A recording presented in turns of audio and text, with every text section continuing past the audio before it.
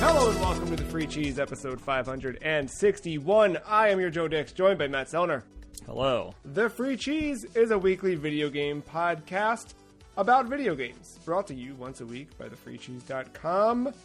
This week, we're back to the ranking, Matt. The ranking continues. Ape Escape joins the list. More on that one later, but first, Matt, what makes a good 3D platformer? Solid level design that mixes up the gameplay while disguising the fact you probably only have two true mechanics. Oh. You feel like that's all you need for a good 3D platformer? Is two true mechanics? I mean, I would like, if you have more, but like, I Mario 64, like, I would consider that pretty good platformer, and you're really just stomping, and yeah. Do you think collecting things is important in a 3D platformer? I mean, you definitely need...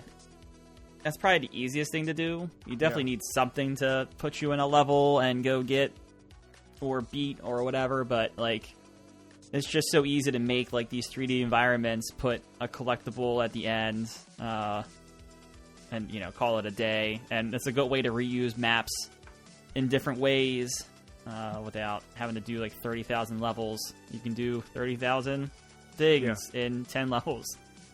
Yeah. Well, we'll find out if Ape Escape meets your definition of a good 3D platformer in this very episode. Let's break down Ape Escape. Developed by Sony Computer Entertainment. Published by Sony Computer Entertainment America, here in North America.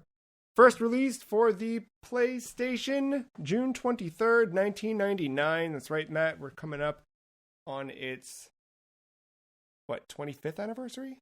Yeah, 25th. Mm-hmm. Will PlayStation do anything for it? Stay tuned.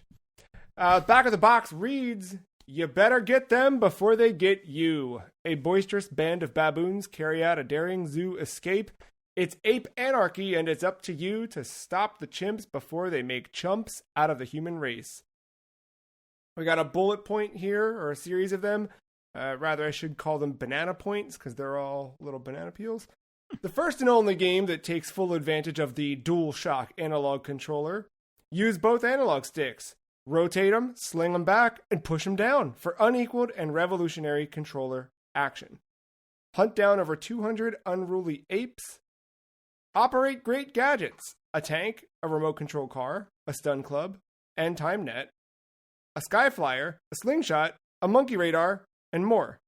Bonus rounds, mind-twisting minigames, and clock racing time attacks for unbelievable fun. PlayStation Magazine says, "We give this game our highest recommendation." That's right, you got yourself a nice back-of-the-box quote there. While we've got it, suitable for one player, takes up only one block on your memory card, and it's vibration function compatible, along with analog control compatible. One block, that's cheap. That's real cheap. That ain't nothing. So let's start with the first question. We always start with, why Ape Escape? Why did we add Ape Escape to Season 12? And as the nominee or the nominator for Ape Escape, I can answer that question for you right now. I have always wanted to play Ape Escape.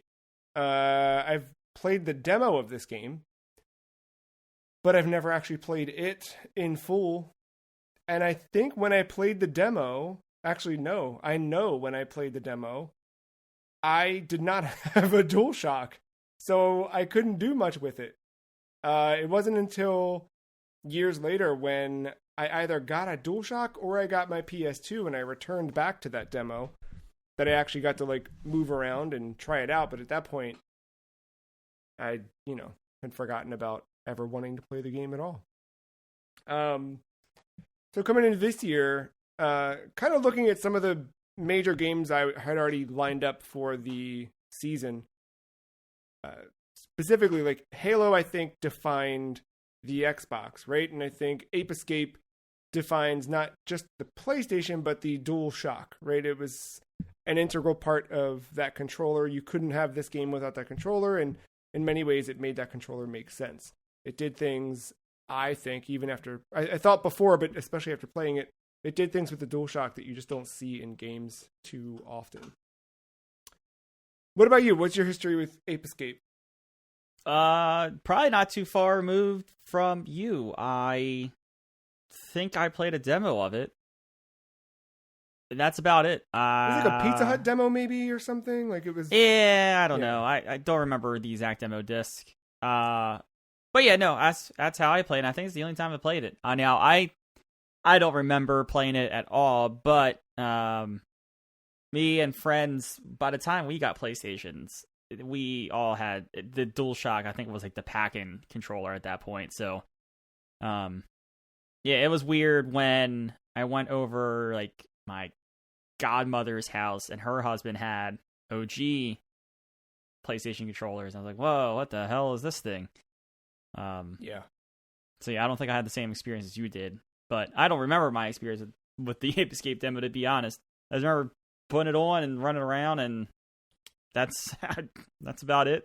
I don't think you could do much more than that. I think it was, it's been a while since I've played it, but my memory of it when I started playing this game for the podcast is that you ran around that very first level, just with the 3 monkeys to catch. Maybe it was the first few stages or something in the demo. I'm not sure, but yeah. Me and you were talking earlier about that demo when we first started this game, and you said you thought it was timed, which I feel like I remember it being timed. I feel like it was too. Like I felt this every time I've gone back to this game. I always feel a pressure or something. And while playing through this time, yeah, you're right. I kept feeling this invisible pressure, and it's just not there. So I don't know. I don't know what it was. Maybe it was the demo that gave me that impression. Well, besides the demo, we have now played and completed the full video game. So let's dive into it. I think the first thing to start off with is that this is the first game to not only require the DualShock controller on PS1, but it's also the first one that really used two analog sticks effectively. So let's run down the gadgets and the controller and how you used all of them. We don't necessarily need to break down each gadget in detail. We can talk about them as they come up, but just to remind listeners of the list of gadgets, you have the Time Net, the Stun Club, which those are both given to you right at the start. I guess I will break those down. The Time Net lets you catch monkeys. The whole goal of the game, as described in the back of the box, is there's a bunch of monkeys. Every time you go into a level, there's a set number of monkeys, and you are tasked with capturing so many of them, but you're never, or I should say very infrequently, are you in your first run through a level capturing all monkeys that can be caught in a level. The game really encourages replay, and in some cases it demands replay because you might not have the resources to catch everything in a level. So you're started with the Time Net and the Stun Club. The Stun Club is, I never would have called it that. I would have called it like a beam sword or something. Maybe that's just the Smash Brothers part of my brain. Yeah, that's where I would have leaned. Yeah.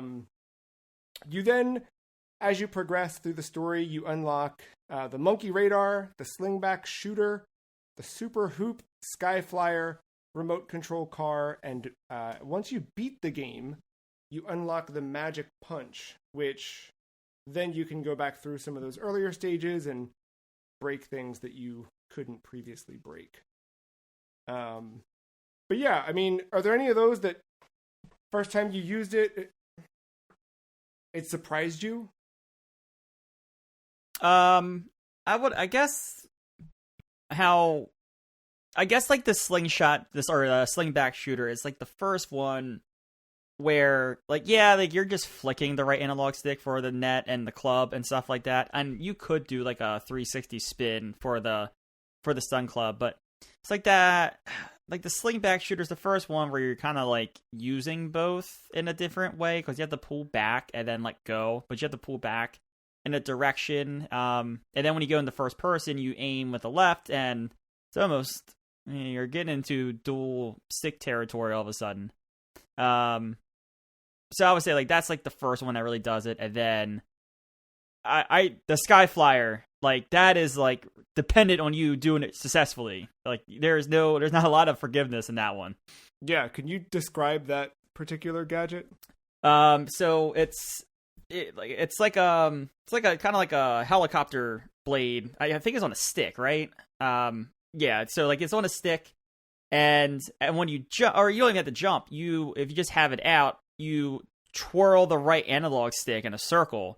And it's how you fly. So you can like use that to jump a little bit, or to jump high initially off the ground. You can use that as your way of like gliding. After you jump to a different platform, it's like your extension and your glide tool.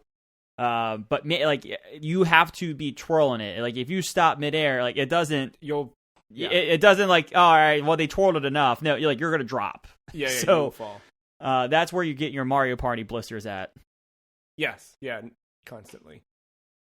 I kind of, even before the slingback shooter, aka slingshot, even the net, I know to your point, like you really just pull the direction of the stick, but to me that was like so intuitive to just whichever direction the monkey's running. And the thing about catching the monkeys in this game is like there's different levels of monkeys. Some monkeys have guns, which surprised me. Some monkeys have cool sunglasses, which is also a great feature. But they are very once they notice Spike is the playable character you're playing as, once they notice you within their proximity, they're gone. They're running away. They're trying to do everything they can to not get caught, obviously. And you kind of quickly find yourself erratically trying to change course so you can stay near them.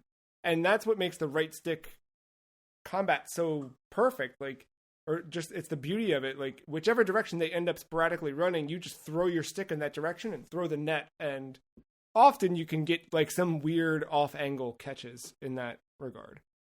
So I was surprised at just how intuitive that was. But for me, the monkey radar was the one that, like, from the start, I was just like, this is so cool. Like, it's just a neat, like, just conceptually, like, all right, you're playing a 3D platformer game where the goal is to seek and catch monkeys that are on the loose.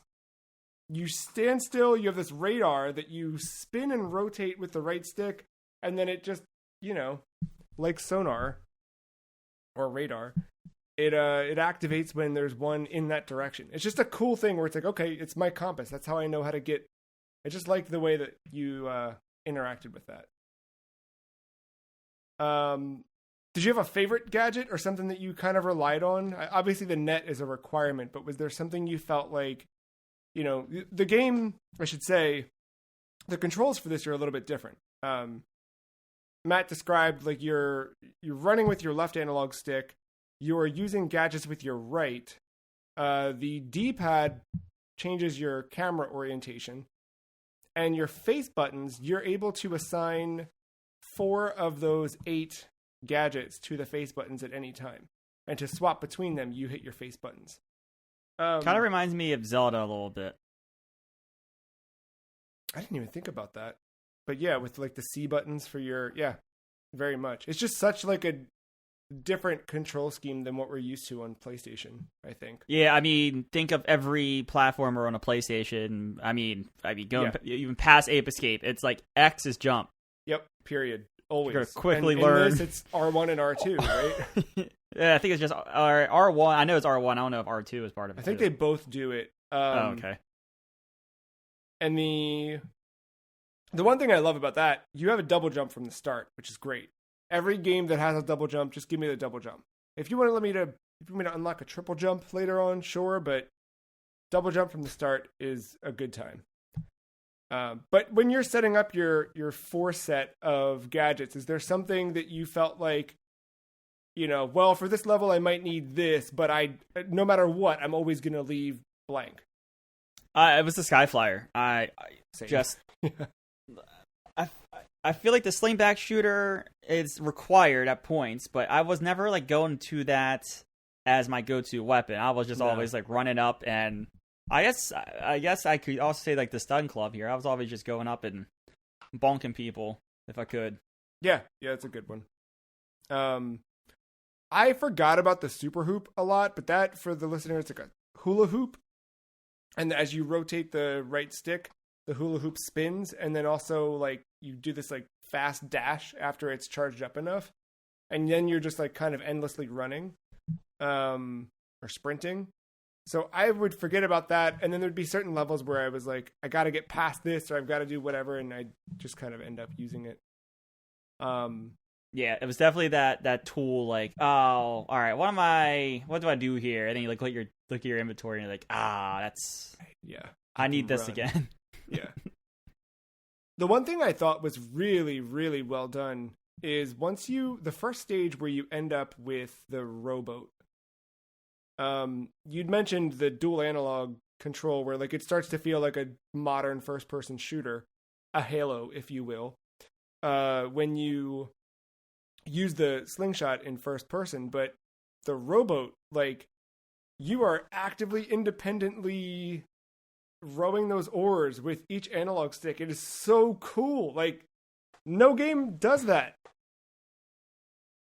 That's the thing I feel like we've gotten away from as controls have become standardized. And in some cases you go back, and this is not me just, hey, I'm 35, let me complain about everything now.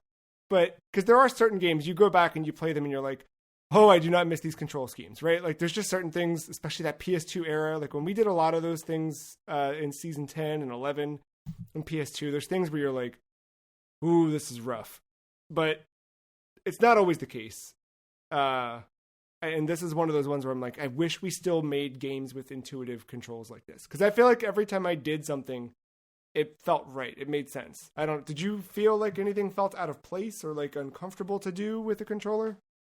I just think it was early on. It's just such a weird game in 2024 to go back to, especially your first time playing it. And like I said, X, A, whatever the main button or your main face button has been your jump button in every one of these games and forever. And all of a sudden, jump is R1, X is like you pulling out an inventory item, and you're like, what the hell is going on? But no, once you get used to it, it's like it's a truly unique scheme, and I don't know many other schemes that are like that unique that work and feel kind of natural by the end of, I guess natural once you get used to it. Yeah. It made me like I'm incredibly curious to see how 2 and 3 handle this stuff. I really want to see like what other gadgets get added, what other things, because I just feel like this was so inventive with the control scheme.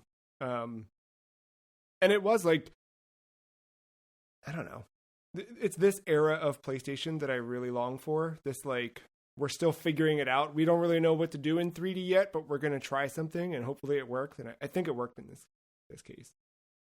How about progression throughout the game? Do you feel like it was challenging? Do you feel like, the game itself steps you through different worlds, right? Or areas? And do you feel like everything felt like a natural build up in terms of challenge, difficulty? And I would say so.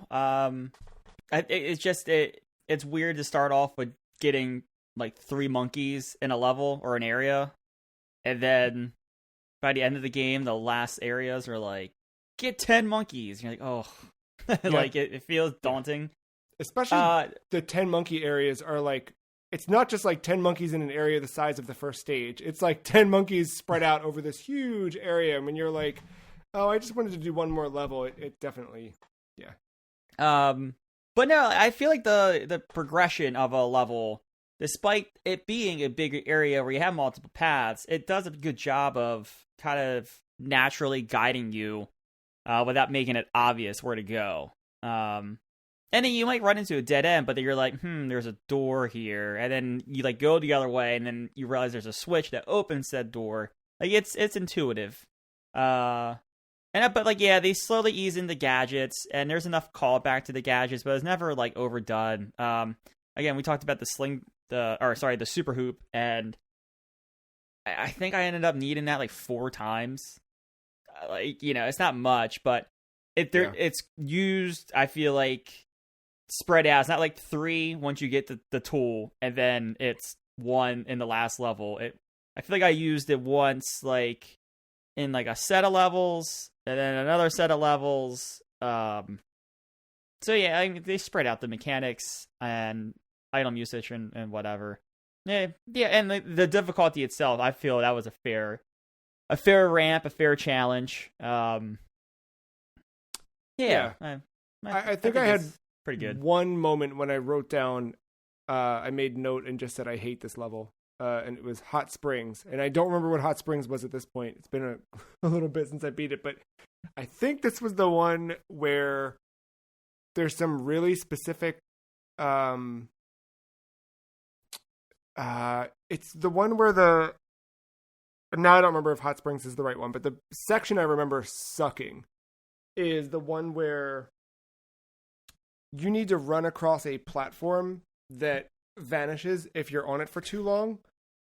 And there are these like spinning, these little like spike ball orbit things that will knock you off of that platform all the way down to the bottom. And it's like, it's not just that you like fall off of a platform that disappears. It's that like, it's so high up. It takes a while to get back up there. And that was just such a grind.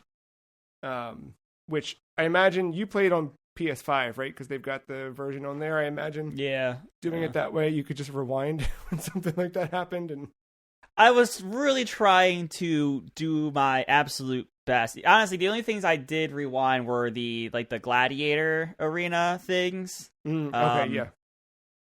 But no, like the level, like I didn't really try to cheat it too much, and I only really used the save state when I was like we're on monkey 4 of 10, and I'm really feeling it. I need to stop playing before I start to hate this game. Yeah. I would use it there. But no, I feel you. Some of the I had some weird issues with jumping at times. It's sometimes like the perspective, and because you can't you can kind of control the camera, but there are some spots where it is fixed.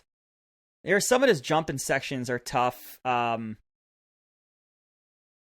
And you know, like there's one like the last level with like the rolling barrels coming down a hill, and you have to like kind of jump across them as they're rolling to get to like an entrance at the end of it. And there's like you're constantly jumping, and like for every like 2 barrels, there's like one little like place where you can breathe. But like you're using the high flyer, and you're trying to jump, and you're trying to time it. And some of them are bigger in size, so they roll slower, and some of them are small. I remember that being difficult. And then there were in Coral Cave, there was an area where you're like it's like kind of like sectioned off, and I don't even think at the end of the day like this is like a required monkey until like the end if you're trying to collect them all. But there is like a little bit of water, and then there's like 3 things like you use to climb, and they lead to vines. I, for the life of me, could not get on these 2 vines and then jump to like the last platform where the monkey's at.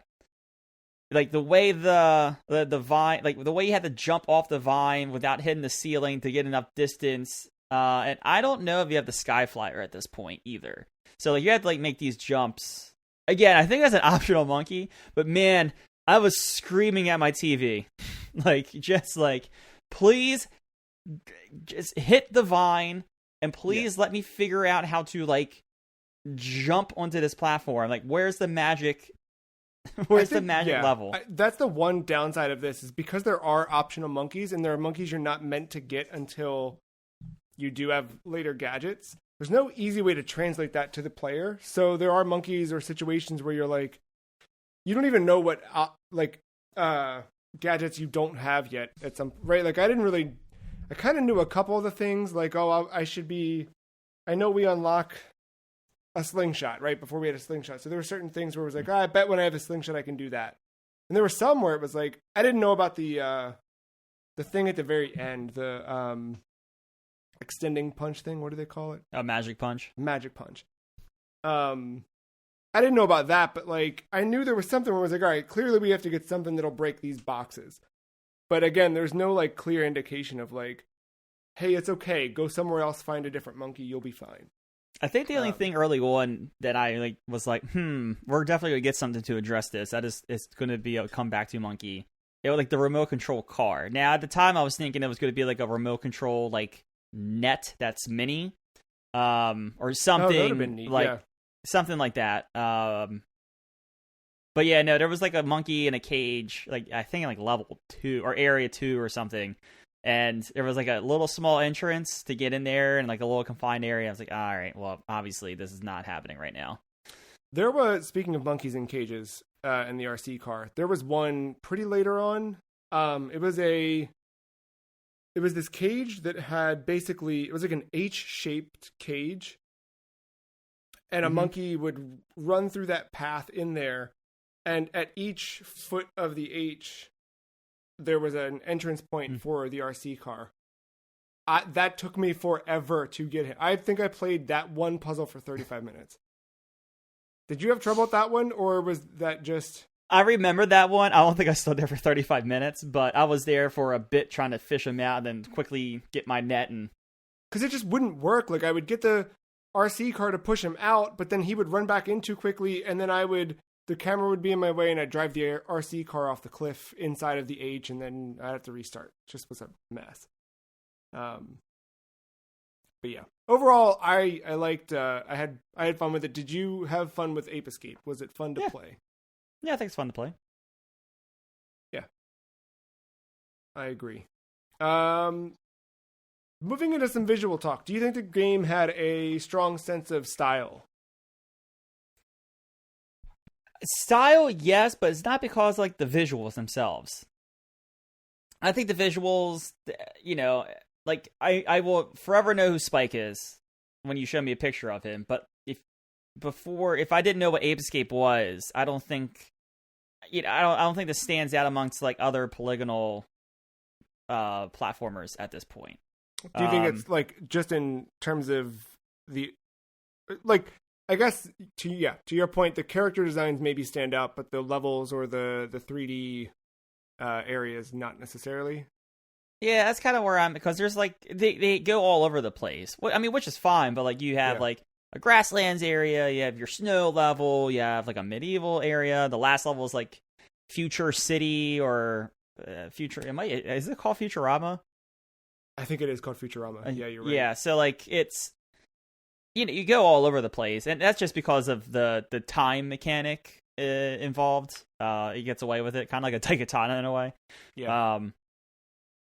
But like none of those, like when like asking like for like favorite levels or whatever, like I can't think of one that I remember distinctly without referring to some notes on some of like the experiences I had. And I don't think that's a bad thing, but I think that answers your question of it like standing out. Yeah. No, I mean, I'm looking through screenshots that I took in the game that I shared in Discord, and like, if you remove the UI and Spike, you would just think you could think it's Mario 64. I mean, obviously you can tell it's not 64 graphics, but whatever. But yeah, I mean, like, it just sort of, yeah. How about the levels themselves? Did you have a favorite overall area or any of those levels in particular that stood out visually or even just gameplay wise? I think Futurama, not just because it's the last level, but that's like you're being challenged. Yeah.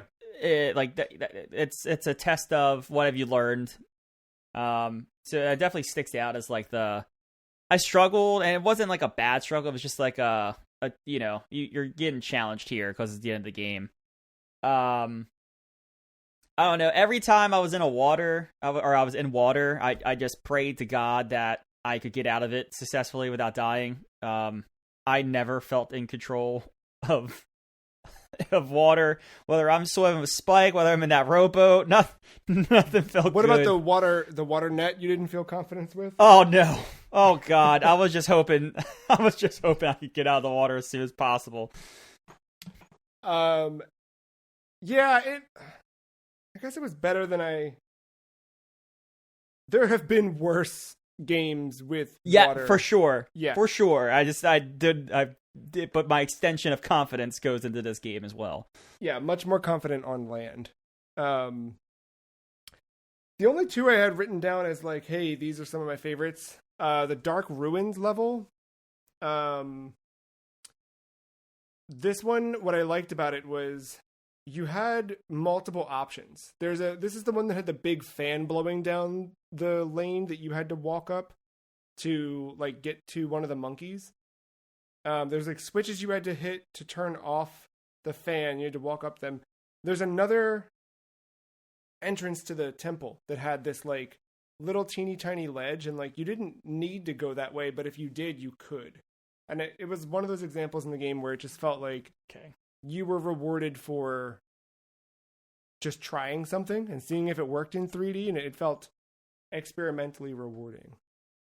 And then Dexter's Island was the other one I jotted down. It's just like a favorite one that was cool. But overall, I mean, I had a good time. I'm always a fan of the snow levels in games, so I liked that atmosphere a whole bunch. Yeah, sometimes ice mechanics, they can go fuck themselves, but nothing was offensive here. No, except that bridge. That bridge sucked. Yeah, that was the worst. How about character design? Did you like the character design overall, or did it remind you of anything else? I could... No, not really. It's weird because I guess the other characters I don't know besides like the villain, but like, I know what Spike has looked at like most of my life. Yeah. So like it's hard for me to say like, well, Spike stands out because I've known what he's looked like for forever. He does stand out though, like even in comparison to the other characters, like he's the only one that has spiky hair like that. Like he's got full on Goku hair while everybody else is just sort of, I think everybody kind of has an anime vibe to them. If Rocket League took place in Japan, I think he'd be part of the gang. Sure, yeah, that makes sense.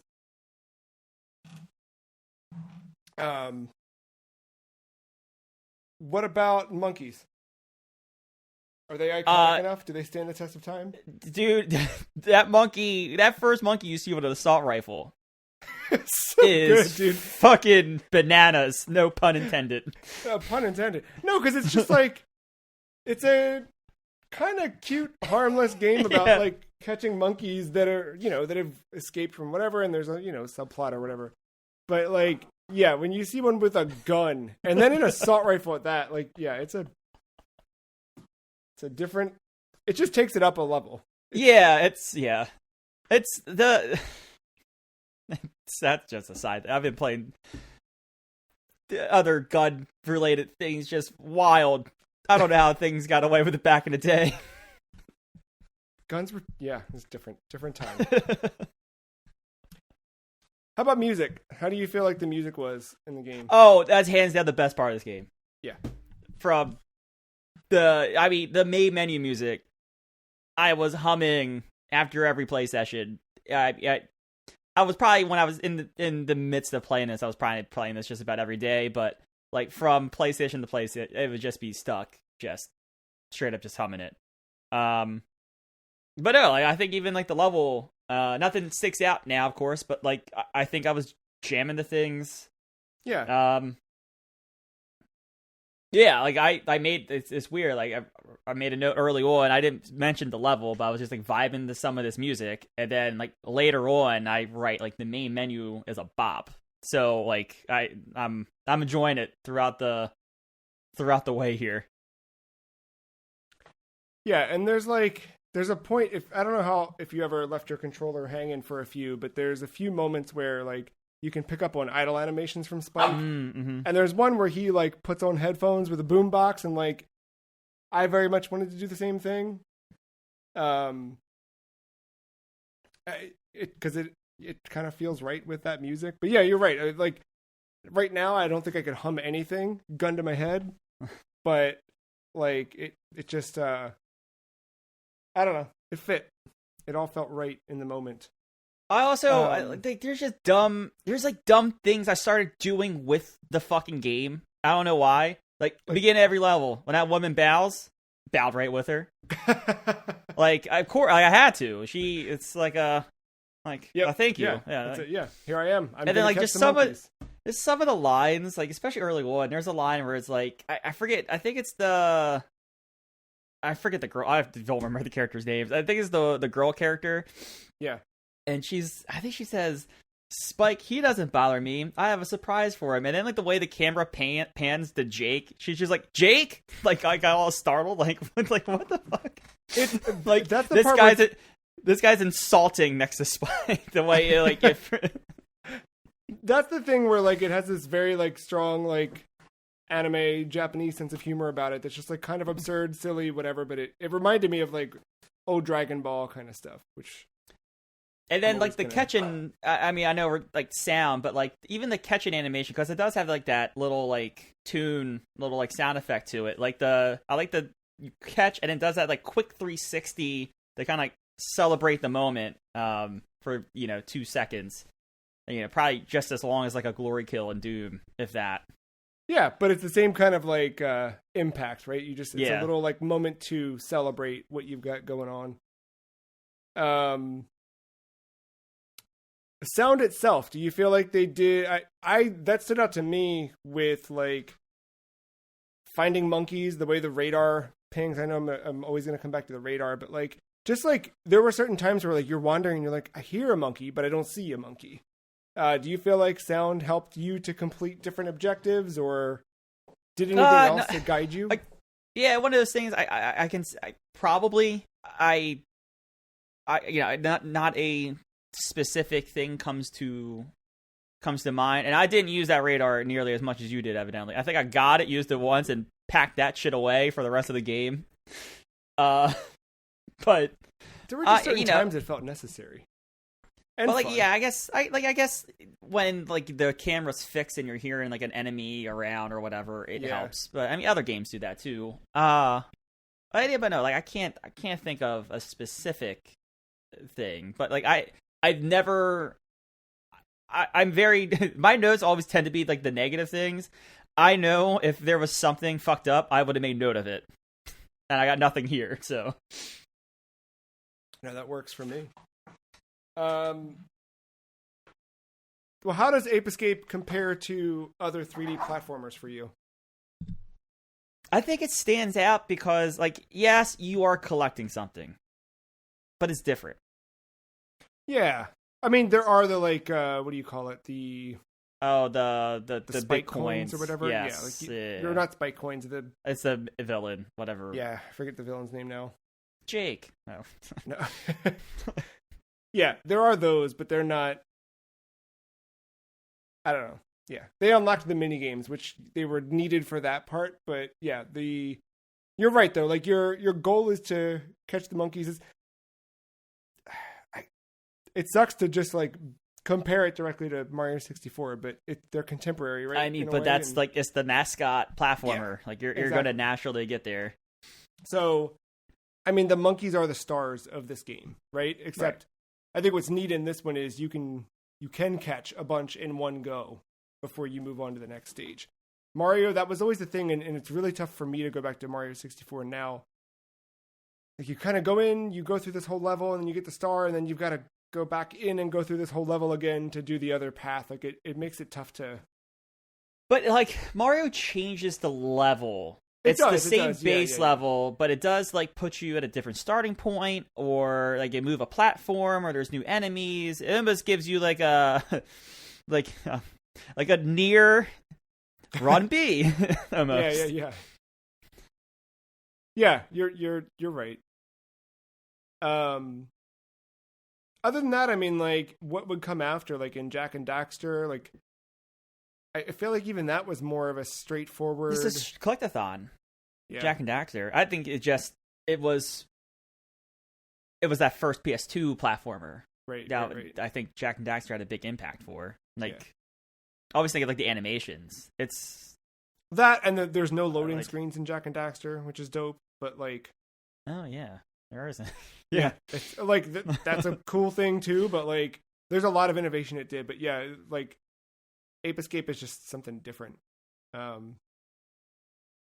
It really is. For me, it's that dual analog. Like, it's that use of gadgets. It's that, like, to me, that's the core of this game, which is really, really well executed. I never played Super Mario Sunshine. Was that the intent of Sunshine? Was like to do something weird with Mario's controls?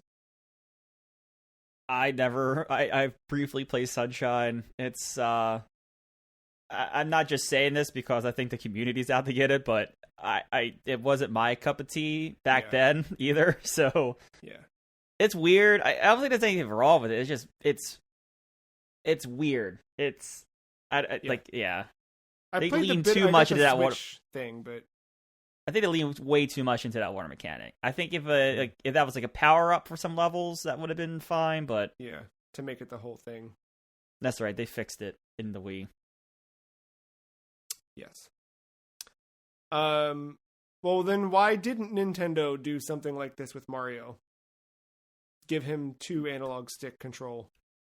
Well, they need a controller with 2 analog sticks. I guess, yeah, they really didn't have one until... I mean, you can loosely say the GameCube. Sure. With the loosest of... I mean, some games tried to use that C stick as a second. Yeah, and it... Not great. No. It could have worked for... Well, I don't even know, because that C stick only had the 8 directions. It really wouldn't have worked for Ape Escape. Not the same. No. And it's not smooth either. So like you trying to like doing the rotations, like you're gonna like click.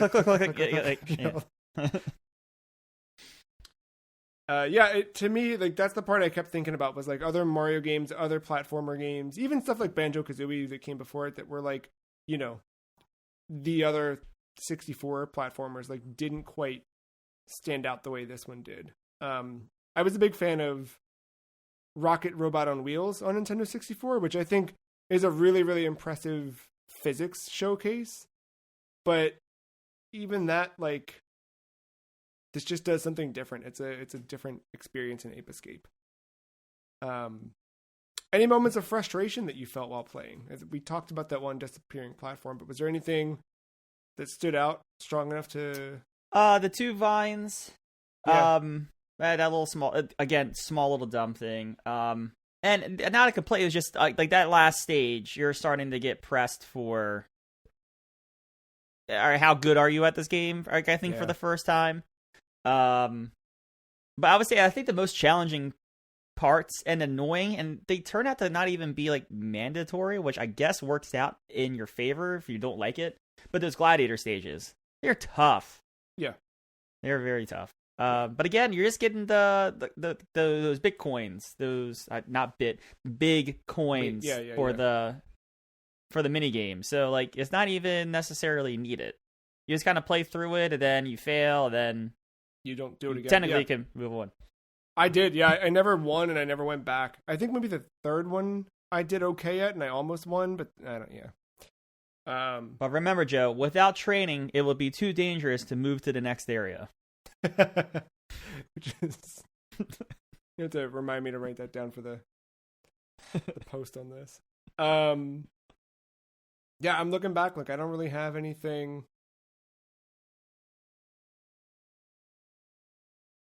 Nothing else that we haven't covered in terms of frustrations. Can you think of other games that use both analog sticks as inventively as this?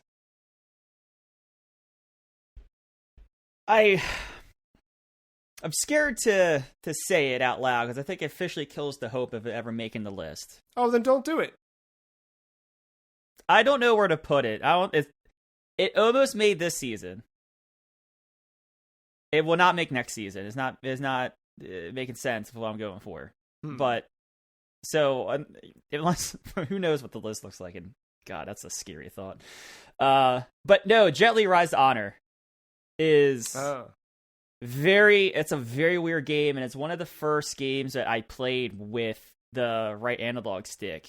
And I Yeah. don't remember how far. I think I remember getting frustrated with it at points, but it was a weird, unique control scheme that made an impact with me, despite never beating it on a rental. I think it's one of those things where that mechanic outstate is welcome in that game, but yeah, no, I remember the mechanic though. It was cool when it was working. I never played that one. It's a weird game. Yeah. Because like there's shooting sections, and I think it's still using the right analog stick in that way. It's bizarre. Huh. There's a great Giant Bomb wiki page for right stick combat that just sort of references games that use the right stick, and I looked through that list, and the one I always forget about, but every time I'm reminded of that game, because I never finished it, I think that's the reason why I never remember it, but Metal Gear Rising Revengeance, the way that it just like so fluidly used the Raiden sword. Yeah, in that one mode, yeah. Yeah, that one. And then this list, I forgot about it until looking at this list prior to the episode, but Fight Night. Oh, yeah. I don't know if you're not, like, people might not be boxing fans or whatever. And I know, like, the boxing games have gone away because UFC's just kind of overpowered the boxing scene, but if you like this weird, unique control scheme, like Fight Night, I mean, from the first Fight Night, because that was the big thing, from Knockout Kings to Fight Nights when they implemented the new control scheme. Yeah. So playing any of them, and I would, it's probably easier to get, probably like was it Fight Night Champions or something like that? I think it was like a PS3. I think round 4 and round 3 are also in PS3 as well, or that generation. But no, like it, like the whole, all your punches map to the right analog stick. So like you just flick up for jabs or straights, That's nice. and then you like do like quarter circles for hooks, and then depending on which way you pull them is right or left hook, and then doing like pretty much just about full semicircles as your uppercuts, and so then it's like you get session. Yeah, I guess a little game. a little bit like that, yeah. But no, like when you like get good at like your inputs in that, it feels real good to start your combinations, and it's like hard enough to not let you just spam like jab jab jab jab jab. Like you have to get creative with how like the feel of your combos. That's I like a good game. I mean, a good, weird, interesting control scheme that fits the game you're playing too, right? Like not just it's not just there to be there. Yeah. Like I do think there's something intentional about the triggers in a From Software game, like using that to swing instead of just mashing a face button feels, I don't know, more impactful sometimes. Yeah, I mean, there's some games on here I've never played on this list. Metal Gear Solid 2, you don't get the right analog stick thing until like the very end of the game. I think you have like an hour of that type of gameplay. Yeah. When you get the katana. I guess it, counts Sure. for something.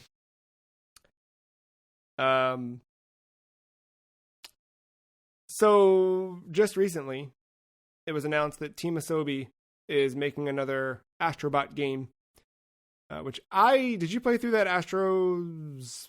What was it? I like forget it exists. I need to. I probably will before with this coming this year. I will make sure I go through it before. I think it's a great showcase for the DualSense itself. It does like a lot of great things to show the haptics, like just even the subtle feeling of like what it feels like to run across sand and then walk onto a stone platform. Like you can feel that in the controller, and it's really well done. But like with how well they did that, I thought it was great, and I'm happy they're making a full game out of that. But why are they not just making an Ape Escape game? Why is Sony leaving Ape Escape on the table, Matt? I don't know. Because Astrobot has a name all of a sudden by pure accident. Ape Escape had a name. I don't see Astrobot in PlayStation All-Stars Battle Royale, do you? There's a lot that's not in that game. Fair far enough. Probably a bad. I did go back to that in the lead up to this. After beating the game, I fired that up, and just because I wanted to see how well Spike translated to that game. And one, you can play in the lab. That's one of the levels in PlayStation All-Stars Battle Royale. What's it mixed with? Is it Killzone or Resistance? I think everything in that game was Killzone or Resistance mix. I think it was... I don't even want to lie and tell you the wrong thing. But yeah, and I played as Spike, and like they really captured his moveset pretty well, I thought. Like he translated well to that game. He looked right. You're still using the face buttons in that. You're not necessarily using the right analog stick the way you would have in traditional Ape Escape game, but it was cool. Can you tell what it was crossed over with? I can't. I feel like it was. You know what website I went to try to find this, and I can't get the fucking thing to load. So, I don't know. I don't know if this exists. And listeners, if you're out there and you know that this exists, podcast@thefreecheese.com. But if there could be, I know that you can manually type in to exclude a site when you search on a search engine. You know what I mean? Like, yeah. And you can filter results to a specific site. I got all that. I want an option so that when I search, it just will never, ever do that. And I don't need to type it in. It just knows that I don't want that website ever, ever, ever, ever, ever, ever, ever.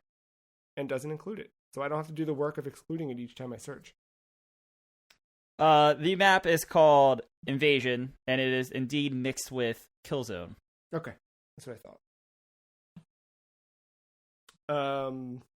Because I think it pulls in people from a portal from different franchises, something like that. I clicked out of it before reading through the wiki more. It's okay. Everybody just go play PlayStation All-Stars Battle Royale. You won't regret it.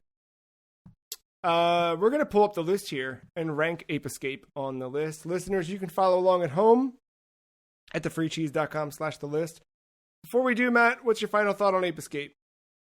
I think it's solid. I think it's one of those things, if you want to call yourself a fan of PlayStation, this is worth going back to. No excuse either, because you can just straight up just buy it on PlayStation 5. Can you do it on PlayStation 4? Or I don't know how the emulation stuff works now. Okay. Yeah, it is on PS4 as well. This one is. They do tend to put all of these games, the PS1 games, on PS4 and 5. Okay. Some of them are locked in the PlayStation Plus catalog. You can't just straight up buy them. But I believe if they do release a PS1 game, you can play it on 4 or 5 with trophies and all that stuff and the rewinds and all those things.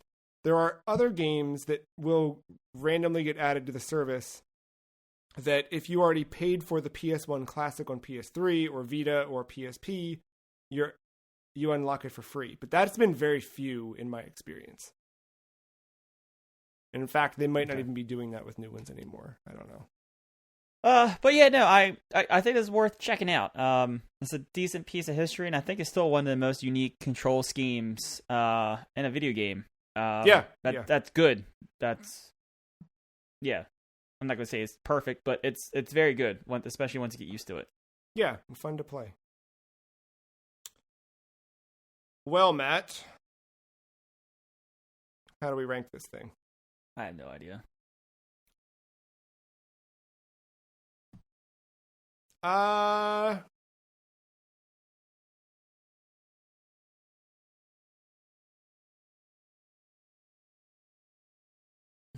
got you. Ready? Okay. The new 24. Above Parasite Eve, below Donkey Kong. Oof. Can we bring it down below Parasite Eve? I can do that. I was making a direct comparison between controls between the two, and I like the controls of this better than Parasite Eve. But yeah, you're right. Parasite Eve has a really great story and a really awesome turn-based combat. That that whole combat sphere thing that pops up is enough to propel that game higher and higher. Yeah, I mean, this is probably that's probably like a bit higher than where I would have put it, but no, that's fine there because I don't know where to put it. We always kind of shoot mid-low lately, or it seems. So I went high. Where were you initially looking at? I was probably looking around Luigi's Mansion, but like I couldn't even find like a good zone. Oh, don't ignore the Zone of the Enders being right there. Like a good spot to land it in there where I liked it. No, we were in this. That's exactly. I saw Luigi's Mansion. I was like, well, this is better than Luigi's Mansion. Better than Phasmophobia.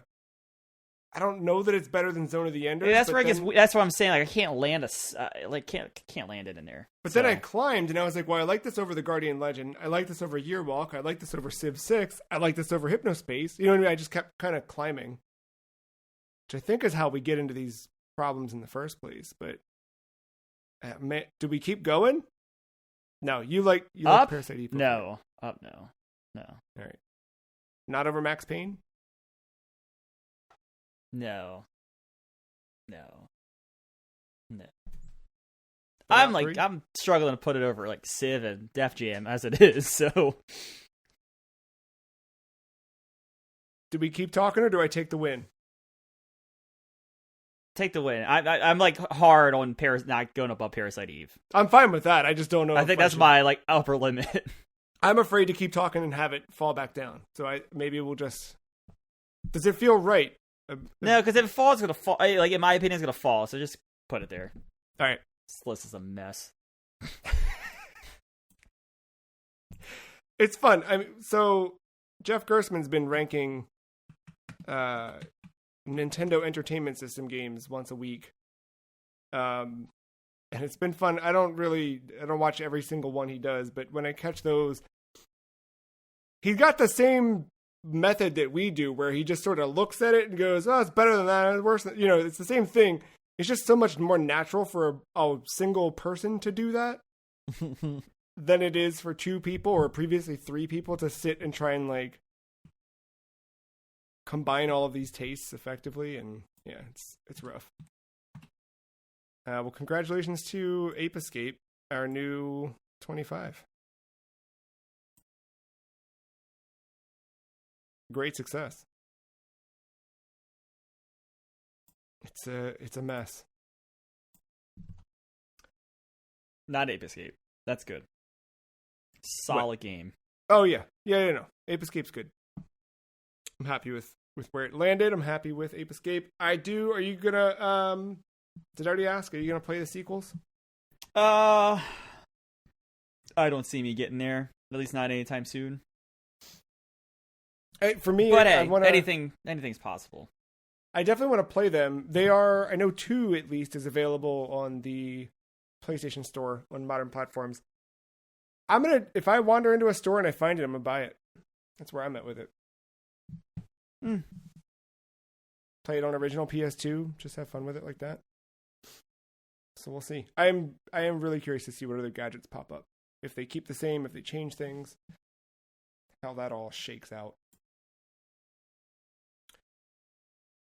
Well, Matt, we are just at the end of this episode, but we're next week coming back with just at the end of the first half of this year, if you can believe it. So come back. We're doing a non-game specific episode. It's our halfway point through the season, and we're going to discuss certain games. We'll talk about the list at large. We will talk about how our time has been going with our respective hardware purchases this year. And we'll look ahead and talk about some future episodes and stuff we've got coming up later in 2024. Till then, thank you, Matt. Thank you, listener, for listening. Bye.